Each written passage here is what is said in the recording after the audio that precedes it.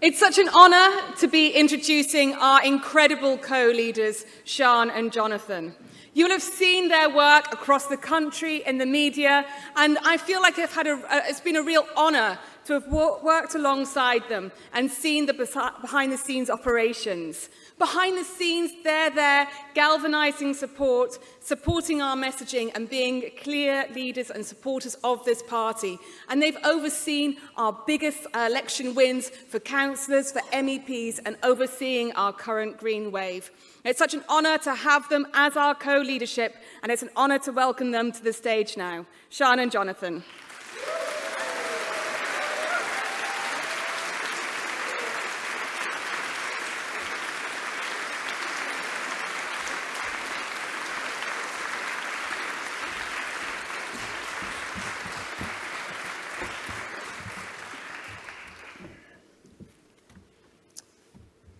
Conference. Let's cut to the chase. Together, we have made history.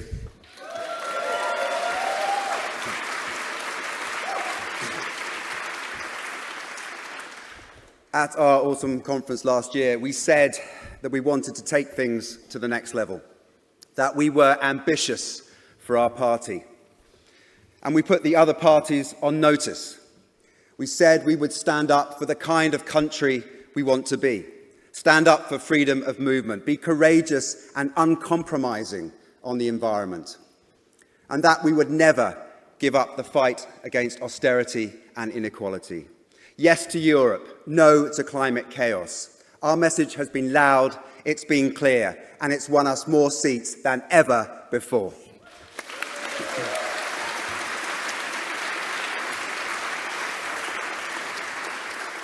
Conference, we are so proud of our party's achievements. In the local elections, we broke through on over 50 new councils and more than doubled our number of councillors. The biggest proportional increase of any party and the most successful council elections in our history. And don't let anyone tell you this was a protest vote. This was no flash in the pan. Let no one tell you that we are a single issue party. The fact is, Greens have called every major issue of recent times right, and our rise in the national polls has been consistent and steady for far more than just the last few weeks. 2 years ago, we were used to seeing 3% in the Westminster polls. In the past year, we've regularly hit 5% and some 7%. 2 weeks ago, after the local elections, we polled at 8%. And now we've seen, last week, 11% of people saying they will vote Green. More than 1 in 10 people saying they will vote Green in a general election.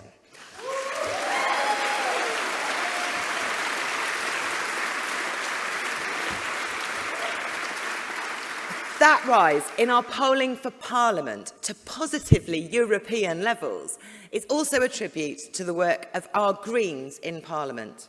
Caroline and Jenny are just 2 parliamentarians, but sometimes it feels like they're doing the work of 200. And when the public say in such numbers that they want more Caroline Lucases, we say yes, so do we.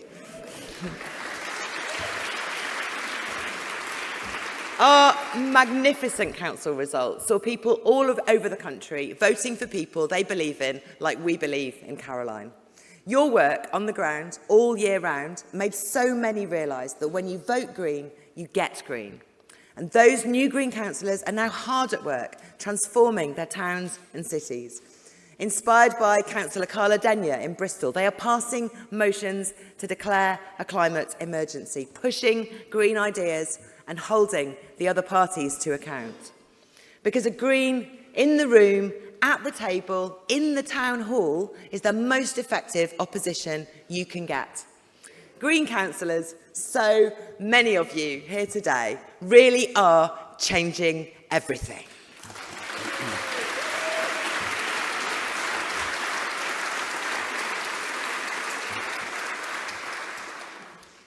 And Conference, in the European elections, we made history too.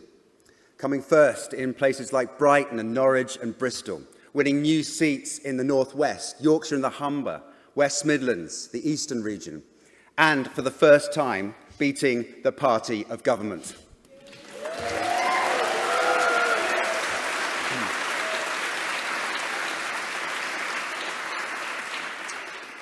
And we want to pay tribute to Jean Lambert and Keith Taylor for all their amazing work over so many years, laying the foundations and carrying that green torch at the very heart of Europe. Thank you.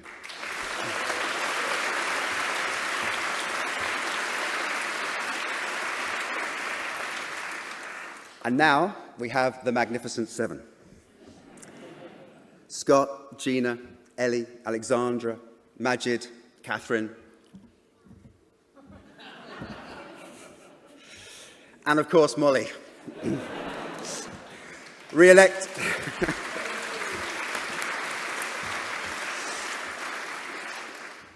to represent the South West with our biggest vote. A fantastic endorsement of all the work you've done. Thank you so much, Molly.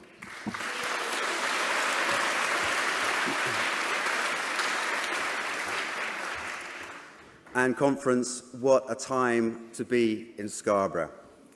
Just 10 years after Yorkshire sent a member of the BNP to the European Parliament, they elected a black Muslim refugee from the Green Party.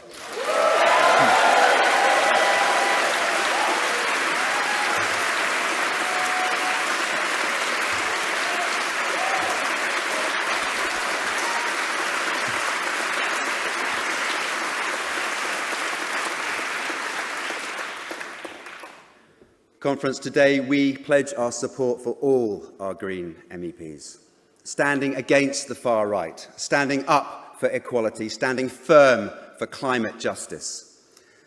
And conference, the London elections are next year. We are running neck and neck with the Conservatives there too. So today we are putting the capital on notice. We want London to be the greenest city in the world, and Sian to be its first Green Mayor.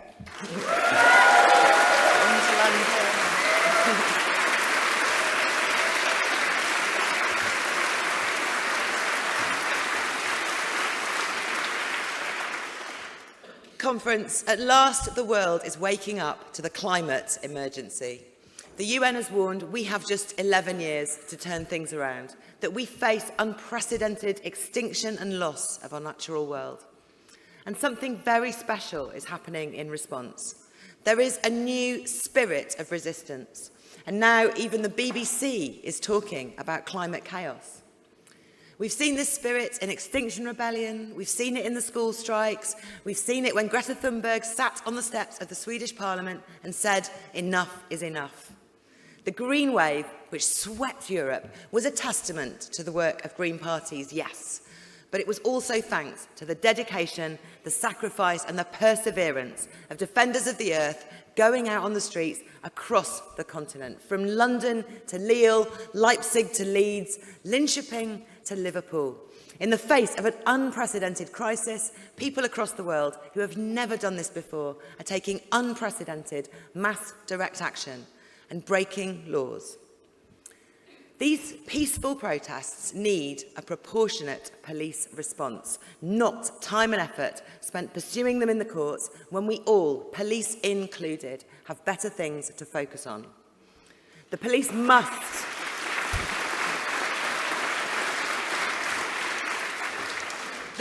must end proceedings against the 1,100 activists now facing not just arrest, but prosecution for joining the Extinction Rebellion.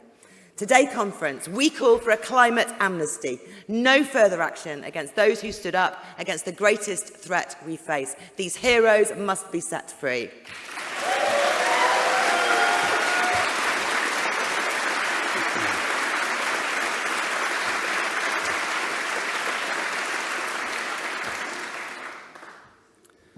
At conference, we want to pay a special tribute to all the young people who walked out of school to strike for the climate. As we marched, go on then.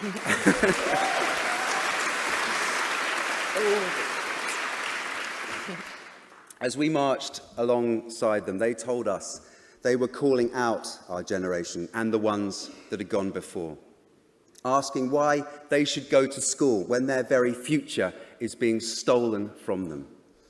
It is their generation that faces the worst consequences of climate breakdown. They know that only drastic, urgent action will protect them.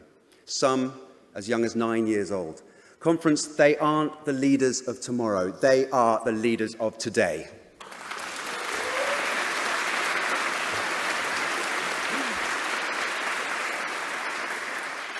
And now they are calling for a general climate strike. They want adults to walk out of work and join them on the streets. Young people have laid down a challenge, and Conference, we will take it up. Today we are joining that call for a global strike in September. So we say to those able to do so, tell your friends, tell your family, tell your employers that the emergency is right here, right now, and we must strike for the climate.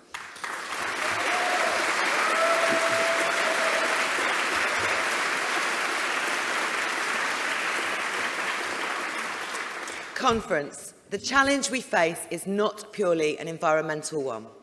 We face an economic system that doesn't just lead to climate breakdown, but hurts our communities every single day. We know that the social and climate crises are part of the same broken ecology, that we will only solve one as we solve the other, that there is no such thing as climate justice without economic justice, and without justice between nations, and without racial justice too.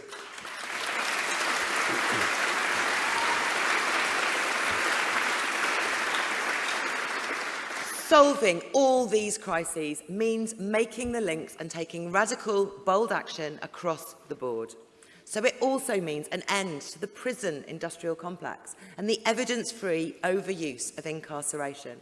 It means an end to heavy-handed policing that hurts people of colour most, and an end to the idea that safe communities can be delivered solely through policing. And Conference, we cannot face up to the challenges we face at home unless we are honest about Britain's place in the world. A Britain built for the future cannot be one of Victorian poor laws and prisons, and it cannot be a country whose place on the world stage is determined with weapons of mass destruction as a bargaining chip.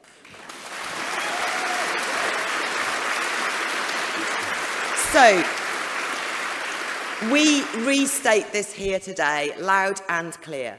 We must step off the defence spending escalator. We must be the peacekeepers, not the world's police, and Trident nuclear weapons must be scrapped.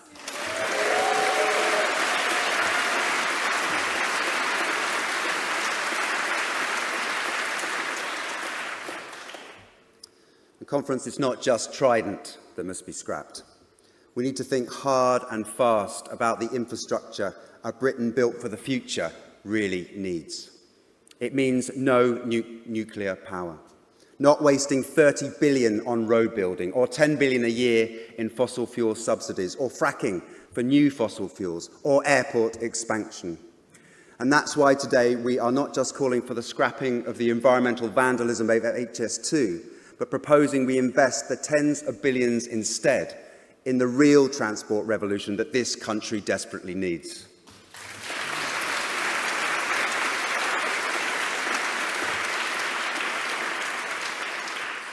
Conference, we can eliminate domestic flights and get people out of their cars with the proper investment.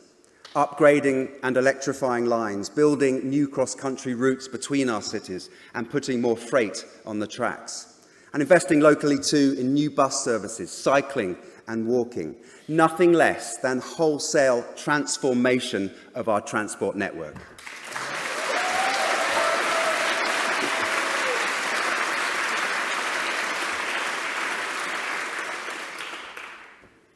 Conference, when we grew up in the 1970s, I know we don't look old enough, we were told that a day was coming when we would create unprecedented wealth. New technology would liberate us from the world of work. We would find that endless supply of energy. We would live richer, fuller lives. Well, We've had that technological revolution. Our economy is now 3 times larger. Technology has absolutely transformed our world, and we've learned how to harness the power of the wind, the sun, and the sea. But where are the benefits? We work longer hours in precarious work. Hundreds of thousands rely on food banks. A country condemned by the UN for its treatment of the disabled. Just over 10 years ago, it was the Green Party who said austerity wasn't the answer to the financial crisis. We were laughed at then. But now we live in that dark shadow of that tragic mistake and the catastrophe that it has unleashed. We have the technology, we have the resources, and we have the wealth. And Conference, if we properly tax the rich, we can provide the money to deal with both the climate crisis and live the better, larger lives that we were promised.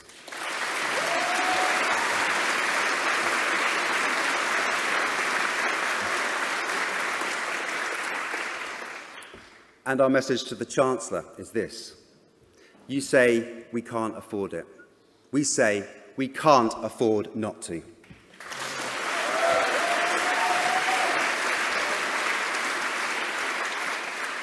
Think about that, Conference. The implication of the Treasury's warnings are what? That our Chancellor thinks we can't afford to build a better society, to see our children survive and thrive in the next century. Conference, there is another truth that we must also restate today. The way the Treasury narrows its focus entirely on gross domestic product is completely wrong. Our measures of progress need to change. I pledge today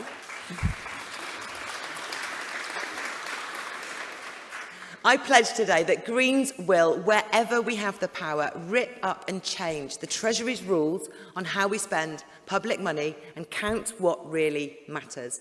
Their so-called Green Book has to go. Greens in power will fix this. We would set new goals for a green economy, focused on real well-being, on solving our crises and building abundance. These goals would be how we make spending decisions, and they would be the measures of our success for holding elected Greens to account. Green goals like cutting gender, race and disability pay gaps, reducing personal debt, cutting pollution and providing clean air to breathe, making sure young people are safe and supported to thrive. Fewer overcrowded and cold, damp homes, more people with secure tenancies, more families paying rents they can afford. We say, throw GDP in the bin. When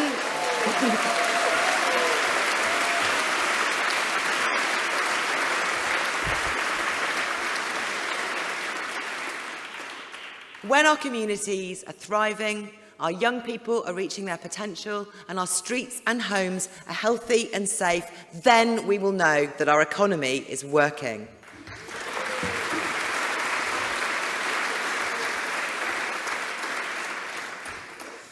And Conference, let's finally have that Green New Deal.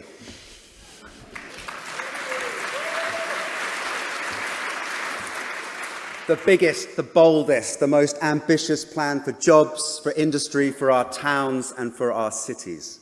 It would mean new, secure, well-paid work in every corner of these islands. Lower bills, more money kept in people's pockets. The greatest transformation Britain has seen since we rebuilt our country after the Second World War. It means this country doing what's right for the world too, pulling UK-based fossil fuel giants out from countries where they do harm and helping fund climate resilience across the world. But it won't work if it happens in just one country. That's why our MEPs are right now making plans with colleagues from across the continent for an EU-wide deal. And today we are saying this loud and clear. To transform this continent and to bring lasting prosperity to every nation, region, town and village, we demand a Green New Deal now.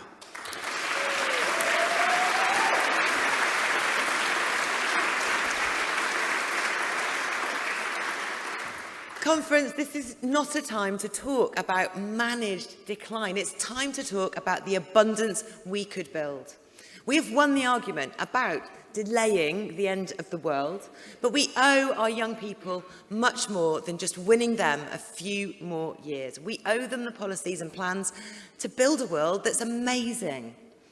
The work we do is described often as environmental protection, but we need a better model. There is nothing inspiring about saying we will make things get worse more slowly.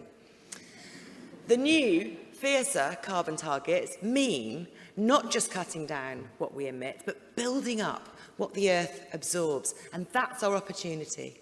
In every part of our work, from the Green New Deal to ecosystems, we are working to create real and lasting abundance. And we should shout about that more proudly. We can shout about planting billions of new trees worldwide, letting our countryside and uplands rewild, helping the soil become rich with life, with organic, sustainable farming. We can shout that the Greens wouldn't just cancel the M4 Relief Road. Our plans would make the whole of South Wales as abundant in life as the Gwent levels. We'd build an abundance of life alongside the abundance of energy and jobs from a Green New Deal and the abundance of well-being from our new green goals. Today, we are sending a new message to our government. Let's hear no more about what we can't afford to save. Let's shout about the abundance we can afford to win.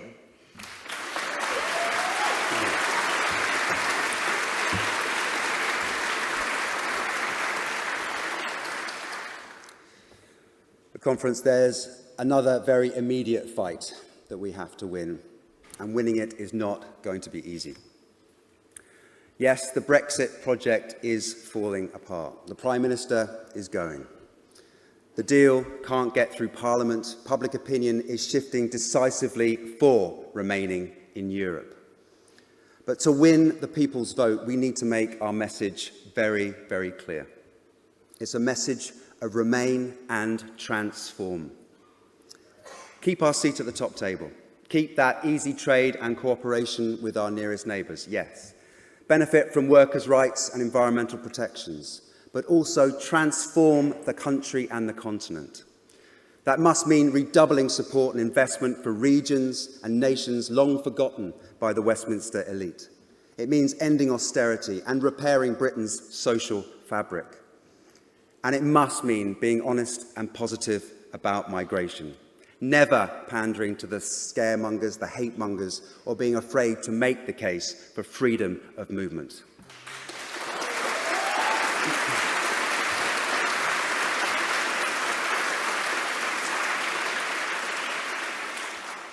And let's also be very clear that this isn't just Farage and his mates who shame the country with their treatment of migrants.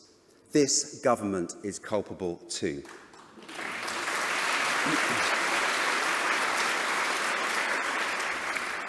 From Home Office go-home vans to the Windrush scandal to the deportation of LGBT people who will face persecution.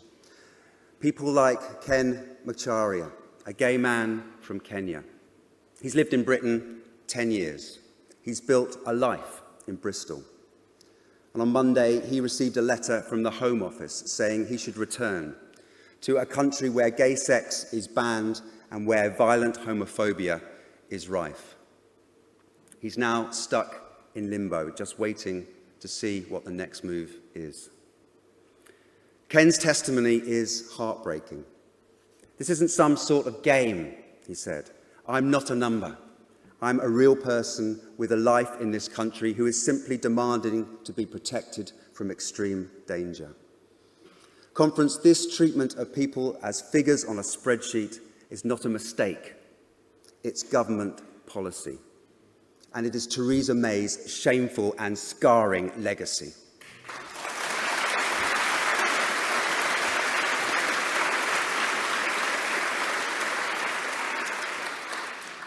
So today, Conference, we demand that the Home Office gives Ken the permanent right to remain in the UK and that the UK never again deports an LGBT person to a country where they face such danger.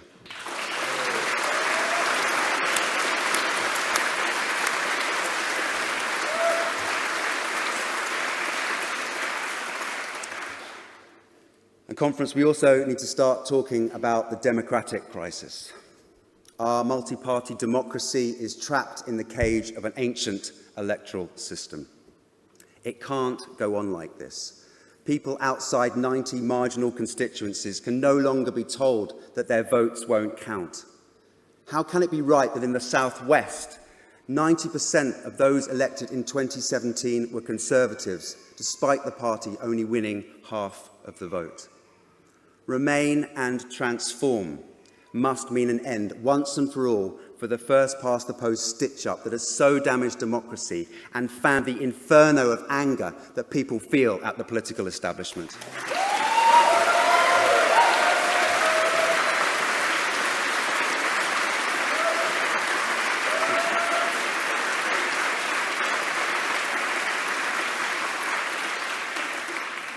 Conference, the old system is broken. It is on its knees. We need a democratic revolution, and any campaign to Remain must have that at its heart.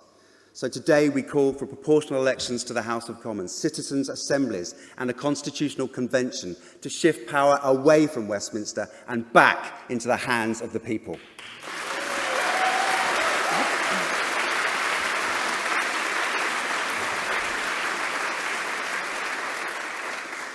Conference, the old politics is not working and all the old parties are responsible. They have all given ground to the right on freedom of movement, on Europe, on public spending. Labour and the Conservatives, yes, but let's not forget that while the Lib Dems paint themselves as defenders of liberal internationalist values, they were all too happy to sign up to the austerity programme that has cost an estimated 130,000 lives. They waved through the bedroom tax, they hiked tuition fees, they cut our welfare state, and no amount of rebranding will change that history.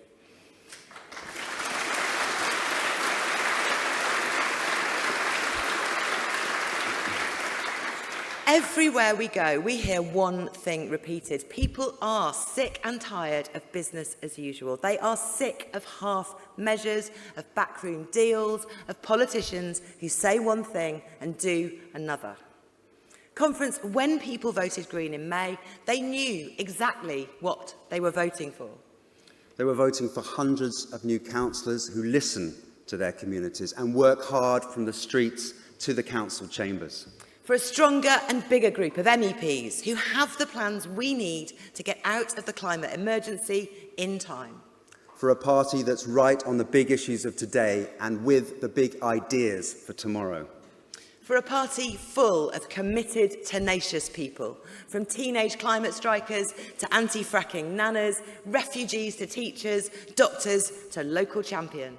For a Green Party at the forefront of standing up to the far right here and across Europe. The right have their own violent vision of the future, but we have the tool to stop them, a movement of people rising up all around us. So we say to everyone on the verge of joining our movement, join us now. We say yes to Europe. We say no to climate chaos and a firm no to austerity. We say, join us, and together we can change everything. Give us a hug.